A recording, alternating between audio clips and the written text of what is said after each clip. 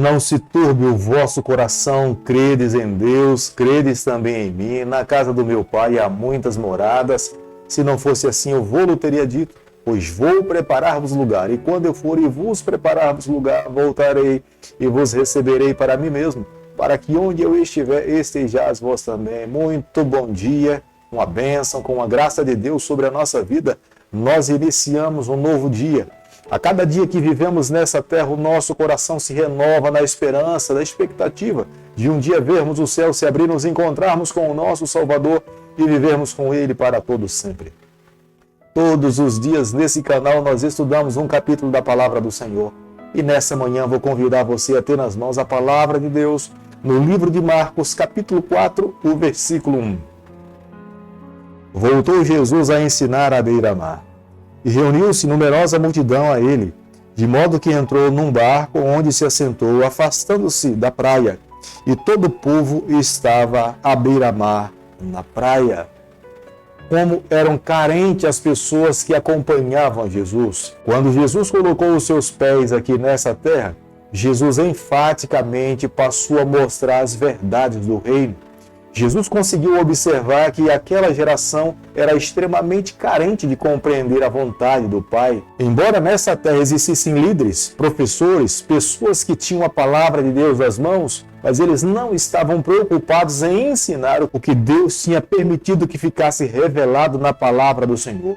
Eles estavam preocupados em ensinar novas tradições, novas coisas, mas revelar a palavra de Deus, mostrar o caminho que estava escrito na palavra do Senhor, não havia nenhuma preocupação. No versículo 1 do capítulo que nós estamos estudando nessa manhã, o evangelista Marcos fala que Jesus entrou no barquinho, se afastando um pouco das margens. Jesus passou a ensinar as pessoas que estavam ali lhe ouvindo. O objetivo de entrar no barco era encontrar uma posição onde ele pudesse falar e facilmente o grupo de pessoas que estava ali ouvindo tivesse melhor condições de estarem acomodados e poder ouvir o que Deus gostaria que os seus filhos pudessem ouvir. O método de Jesus em falar em parábolas fazia com que as pessoas pensassem, mexesse com o seu intelecto, e ao mesmo tempo Jesus estava preocupado em alcançar os escribas e fariseus e publicanos daquela época. O evangelista Mateus, no seu evangelho, ele já registrou essa parábola do semeador.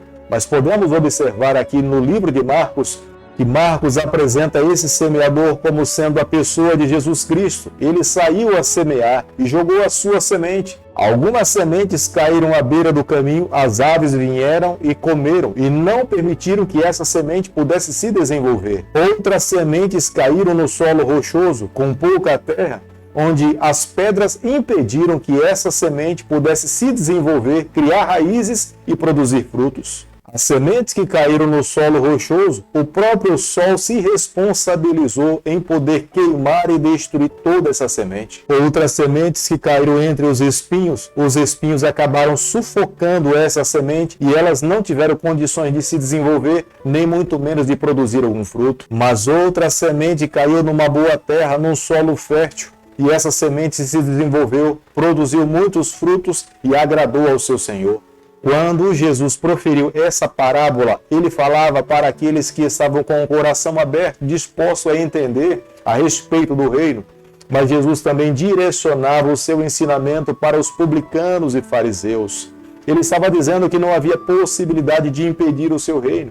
Por mais que eles acusassem o mestre falando que os seus ensinamentos eram de Beelzebul ou de Satanás, o reino do Senhor jamais poderia ser impedido de avançar. Os fariseus acusavam Jesus de transgredir o sábado. Os fariseus também acusavam Jesus de curar no sábado. Eles falavam que Jesus operava milagres pelo poder de Satanás. Mas Jesus enfaticamente falava que jamais alguém poderia impedir o avanço do reino do Senhor.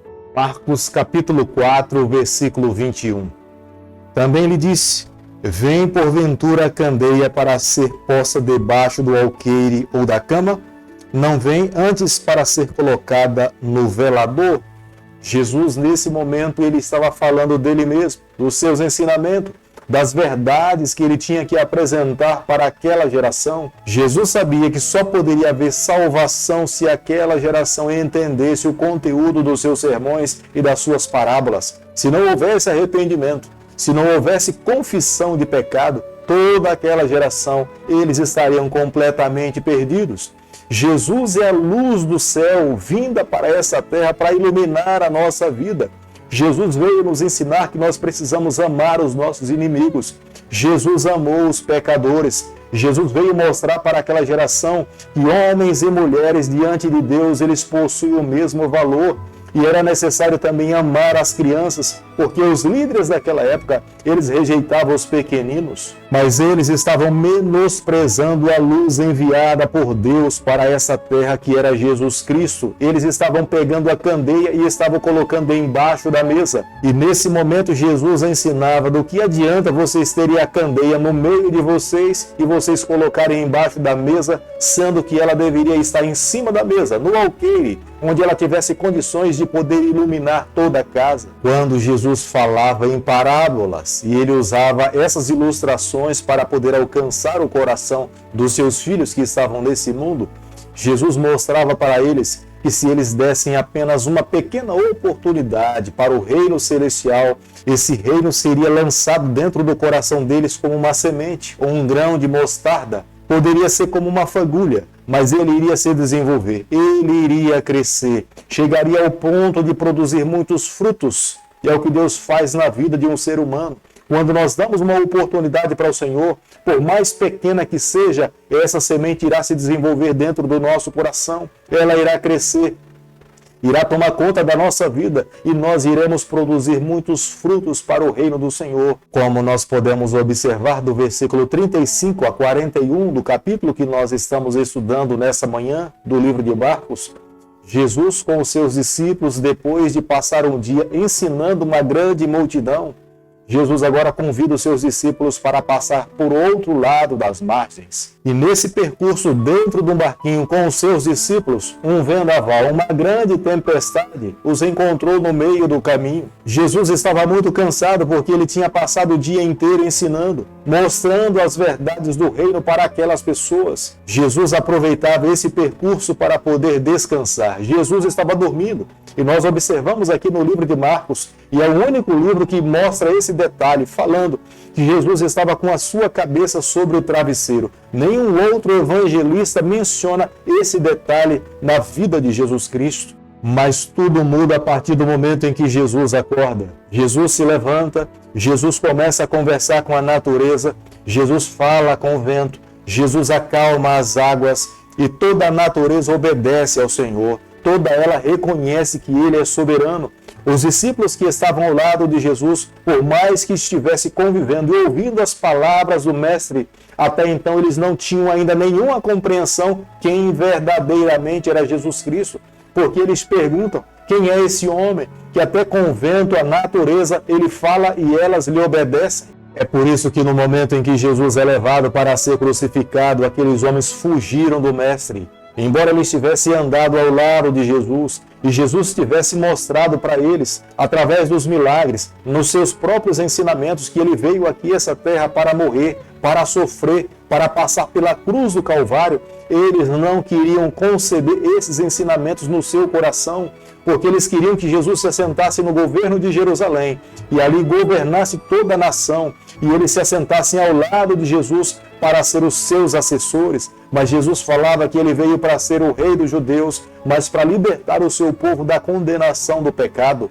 Eles só tiveram uma verdadeira compreensão a respeito de Jesus quando Jesus ressuscita no terceiro dia, que eles colocam as suas mãos sobre as mãos de Jesus, conversam com Jesus, olham nos seus olhos. A partir de então, Jesus fala para eles que eles não saíssem de Jerusalém sem que primeiramente recebesse o poder do Espírito. Quando receberam o poder do Espírito, o Espírito Santo abriu os olhos, o entendimento daqueles homens, e eles pregaram, estavam dispostos a morrer pelo Mestre, e todos eles passaram por dias difíceis, entregaram a sua vida para que o Evangelho do Senhor pudesse avançar adiante. Querido amigo, a cada dia que vivemos nessa terra, nós precisamos a cada dia estreitar o nosso relacionamento com o nosso Deus.